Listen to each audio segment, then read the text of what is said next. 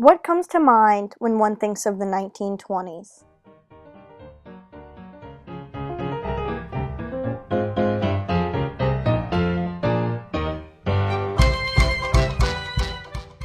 Everyone immediately thinks of the flapper girls, the dances like the Charleston, jazz music, and the wild parties like we see in The Great Gatsby.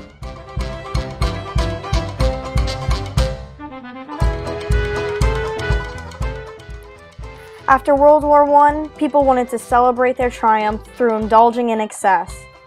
They wanted to display their newfound sense of invincibility and party in carefree bliss.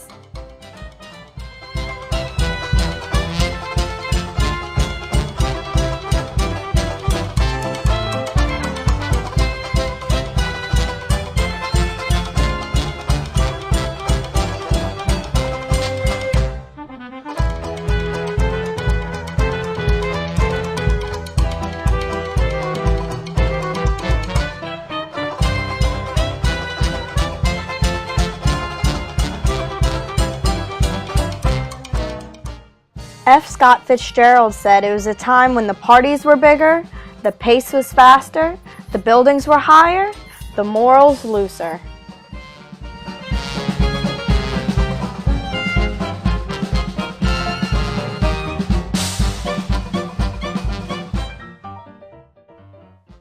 In contrast to the stereotypical view of the Jazz Age, T.S. Eliot's The Wasteland serves as a desperate plea for humanity to progress from the ennui and sterility caused by the desensitizing trauma of World War I through realizing its current state and examining demonstrations of resilience in the past.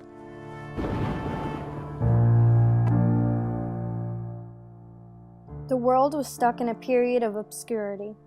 They were anxiously trapped between the tragedies and the ruin of World War I and the uncertain hope for recovery. Eliot draws upon this restless state of in-between in the opening lines of The Burial of the Dead. April is the cruelest month, breeding lilacs out of the dead land, mixing memory and desire, stirring dull roots with the spring rain. While spring is supposed to bring life and rebirth, humanity is helplessly muddled in the cold of winter, with no sight of growth in the near future. The world is still too shell-shocked to break out of its infertile desolation. Although April should bring hope and life, it only yields more of the same anxiety.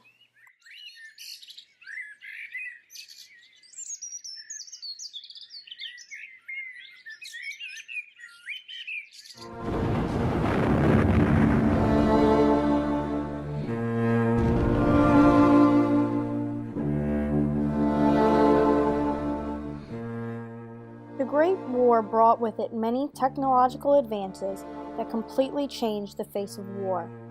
The first widespread use of chemical warfare shocked the front lines.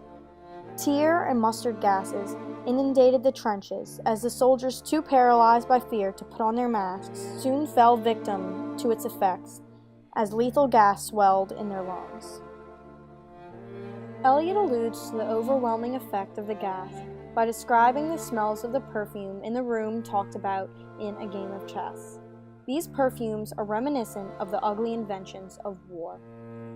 Unstoppered lurked her strange synthetic perfumes, unguent, powdered, or liquid, troubled, confused, and drowned the scents in odors. The perfume is described with an ominous tone as it dangerously lurked out of its containers and was so potent that its smell overpowers and drowns the scents. In his poem, Dulce et decorum est, Wilfred Owen similarly describes the gas as it drowns a fellow soldier who could not get his mask on in time. Gas, gas, quick boys, an ecstasy of fumbling, fitting the clumsy helmets just in time. But someone still was yelling out and stumbling, floundering like a man in fire or mine. Dim through the misty panes and thick green light, as under a green sea, I saw him drown. In all my dreams, before my helpless sight, he plunges at me, guttering, choking, drowning. As the gas filled the trenches and took hold of fallen comrades, The unforgettable horrors overcame the survivors' memories. These memories followed them back to civilian life after the war was over and left them unable to function normally in society. Eliot describes one conversation between a woman and an unresponsive, dazed war veteran in a game of chess. After pleading and pleading with the man to respond and no answer, he finally says, "I think we are in Rat's Alley, where the dead men lost their bones." The Rat's Alleys are the trenches, and for some reason the man is stuck within his own memory of the war. Do you know nothing? Do you see nothing? Do you remember nothing? I remember those are pearls that were his eyes. Are you alive or not? Is there nothing in your head? While the man tells about the look of one of his fallen comrades, the woman questions whether the man himself has anything left, or whether he is just a shell of the man that he used to be. While he physically survived the war, it destroyed his psychological self. Unfulfilled relationships like this plagued society, as 10 million young men were unable to return, and the ones that were able to return home weren't the same. People desperately wanted to ignore the past and keep on living, but Eliot says that the parties and false bravado can't give meaning to their lost selves. Not just the relationships, but life itself in its current state of helpless ennui is empty. As he describes in the Fire Sermon, all traces of life itself are gone. The river bears no empty bottles, sandwich papers, silk handkerchiefs, cardboard boxes, cigarette ends, or other testimony of summer nights. The nymphs are departed, and their friends, the loitering heirs of city directors, departed, have left no addresses. The deserted riverbank that was once filled with life is now empty, and through the lack of any trace, Eliot implies that humans in this state of in-between are fruitless and not leaving behind anything of significance. After finally realizing its current state of sterility, Eliot believes humanity can awaken from its ennui by examining demonstrations of resilience in the past. Eliot's greatest sign of hope is his allusion to the myth of Philomela, as she progresses from her trauma to regain not only her voice, but her sense of self. Above the antique mantel was displayed, as though a window gave upon the sylvan scene, the change of Philomel by the barbarous king so rudely forced. Yet there the nightingale filled all the desert with inviolable voice, and still she cried, and still the world pursues, jug, jug, to dirty ears. Eliot turns to antiquity because he believes it is the ultimate source of culture within society.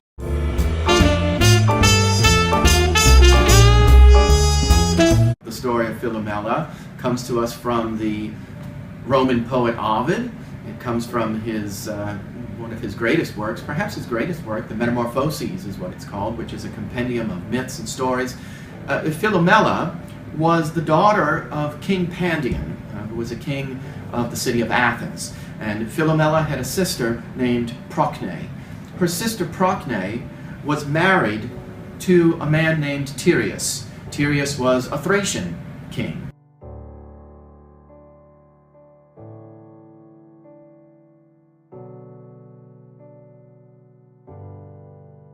So she missed her sister and wanted her sister to come and visit.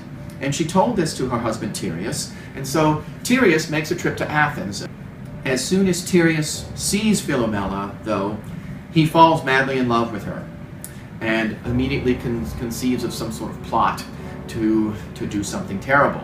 And as soon as the boat lands back in Thrace, at least this is what Ovid tells us, Tereus basically abducts Philomela and doesn't bring her to his palace. He brings her into the woods, into some sort of little hut or some sort of shed, and he rapes her. And then after that, he takes a sword and he cuts out Philomela's tongue so that she cannot tell anyone, and then keeps her basically imprisoned in this little shed in the woods. And then when he goes back to his palace, he lies to his wife Procne, the sister of Philomela, and says that Philomela died. Well, a little bit of time goes on, and Philomela, because, well, of course she doesn't want to keep silent about this, begins to weave a tapestry, and in the tapestry she depicts the terrible thing that Tereus did to her, the rape and cutting out of her tongue. She gives this tapestry to an old woman, and when Procne sees the tapestry, she understands that her sister is alive and that her husband Tereus has done this terrible thing to her. So Procne is able to find Philomela in the woods. She takes her back to the palace, and then the two of them decide to plot revenge against Tereus. And of course what they decide to do, according to Ovid's version of the myth, is kill her son, Itys. This is what she does. She kills him, and then she cooks his body and serves his body, his flesh, to his father, Pandion. So Pandion, after eating the flesh of his son Itys, is told what he's done, and Philomela, right, whose tongue has been cut out, rushes into the dining hall and throws the head of Itys at Pandion, making him fully aware of what he's done. At this point, Pandion takes out a sword and starts chasing the two sisters around, his wife Procne and Philomela, whom he raped. And it's at that point, according to Ovid's story, that the two sisters are changed into birds. Philomela is turned into a nightingale. Now, the word Philomela itself in Greek can be interpreted, or a possible etymology can be lover of song. And of course, the nightingale, gives a beautiful song, and the Greeks and Romans interpreted it as like a lamenting song for the terrible thing that happened to Philomela. By weaving the tapestry and taking her fate into her own hands, Philomela finally frees herself from the once traumatized shell of a person and makes the transition into a beautiful nightingale with the inviolable voice. Eliot warns the disillusioned post-war society that they must awaken from their in-between state of ennui and finally move past the wounds of World War I by looking to the past as a source of hope and enlightenment.